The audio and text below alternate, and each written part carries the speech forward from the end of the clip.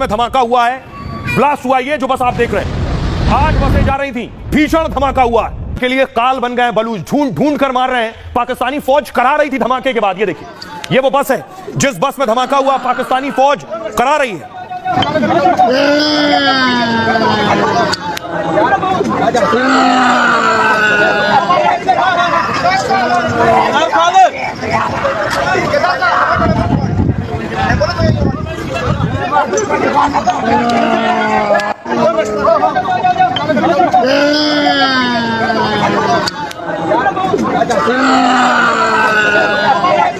ये आप देख रहे हैं, बस का हाल देखिए, बस के परखच्चे उड़ गए, पूरी बस उजड़ गई है। इस बस में यह आत्मघाती धमाका हुआ है। इसमें पाकिस्तानी फौज बॉय बैठी हुई थी। 90 की मौत हुई है, दावा है बीएलए का। जरा बस का हाल देखिए, बस का हश्र देखिए जरा, पूरी बस पूरी तरह से नेस्तनाबूद और तबाह हो गई है इस धमाके के बाद।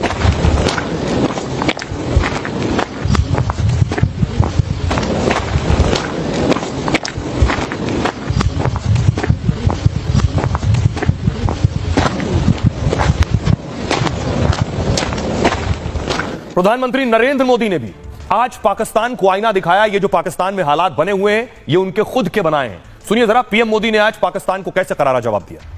मैंने प्रधानमंत्री बनने के बाद मैंने मेरे शपथ समारोह में पाकिस्तान को स्पेशली इनवाइट किया था ताकि एक शुभ शुरुआत हो, लेकिन हर बार हर अच्छे प्रयासों का परिणाम नकारात्मक निकला। हम आशा करते हैं कि उनको सद्बुद्धि मिलेगी और सुख शांति के रास्ते पर जाएंगे, और वहां की आवाम भी दुखी होगी ऐसा मैं मानता हूं कि वहां की आवाम भी ये नहीं चाहती होगी कि रोजमर्रा की जिंदगी जिए। इस प्रकार के मारधाड़, लोही लुहान कट बच्चे मर रहे हैं, जो टेररिस्ट बनकर के आते हैं, उनकी जिंदगी तबाह हो जाती है। संबंध सुधारने की सबसे बड़ा ब्रेक थ्रू था प्रधानमंत्री बनते ही शपथ समारोह में उनको निमंत्रित करना। ये अपने आप में बहुत बड़ी घटना थी और कई दशकों के बाद हुई थी घटना। और शायद जो लोग मुझे 2013 में सवाल पूछते थे कि मोदी की विदेश नीति क्या होगी, उन सबने जब ये सुना कि मोदी ने सार्क देशों के सभी नेताओं को शपथ समारोह में बुलाया तो चौंक गए थे। और इस निर्णय के प्रक्रिया जो हुई थी उसके संबंध में हमारे वो उस वक्त के राष्ट्रपति प्रणब मुखर्जी साहब, उन्होंने अपनी किताब में जो संस्मरण लिखे हैं उसमें इस घटना का वर्णन बहुत बढ़िया ढंग से किया है। और सचमुच में भारत की विदेश नीति कितनी स्पष्ट है और कितनी आत्मविश्वास से भरी है उसके दर्शन हो चुके थे। और भारत शांति के प्रति कितना प्रतिबद्ध है उसका संदेश दुनिया के सामने साफ साफ गया था, लेकिन परिणाम सही नहीं मिले।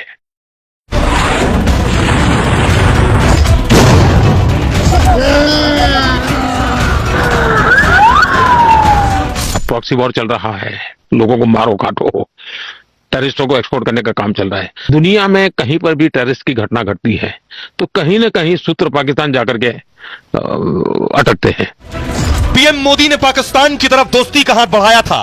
पाकिस्तान के पास मौका था अपने हालात बदलने का, लेकिन पाक को आतंक ही पसंद था, तो उसका जहर आज खुद पाकिस्तान को मौत की नींद सुला रहा है। अब बलोच लड़ाके पाक फौज को खोज खोज कर मार रहे हैं। पहले ट्रेन हाईजैक करके 200 पाक जवान ढेर कर दिए, अब 90 पाक जवानों से भरी बस को उड़ा दिया।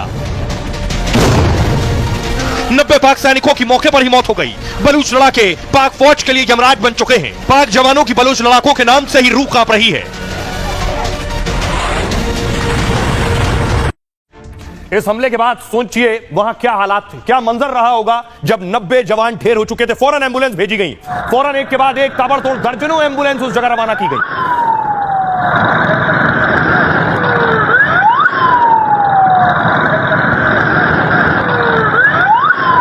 उसके बाद देखिए जरा, उसके बाद ये तस्वीर आप देख रहे हैं, पाकिस्तान ने अपने हेलीकॉप्टर्स भेजे उसी तरह जैसे ट्रेन जब हाईजैक हुई थी तब भेजे थे, फिर इस जगह अपने हेलीकॉप्टर भेजे।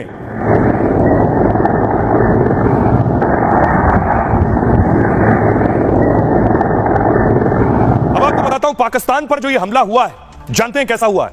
आपको जम्मू कश्मीर का पुलवामा अटैक याद है? जब भारतीय सेना के जवान जा रहे थे इस बस में सवार, सामने से बारूद से भरी आकर एक गाड़ी टकराई थी, इसमें पाकिस्तान का हाथ था। आज पाकिस्तान के सामने भी बलूच लड़ाकों ने ऐसे ही इंतजाम करके रखा था। ठीक इसी तरह से हमला हुआ है। देखिए जरा क्या किया है बलूच लड़ाकों ने। पाकिस्तान की बस आ रही थी, फौजियों से भरी बस, सामने से दूसरी गाड़ी आई बारूद से भरी और टकराई, पाकिस्तान के 90 जवान हलाक। यह है उस बस का हाल। बलूच लिबरेशन आर्मी का पाक सेना पर यह फिदायीन हमला है। बीएलए का दावा यह है कि हमले में 90 पाकिस्तानी सैनिक ढेर कर दिए गए।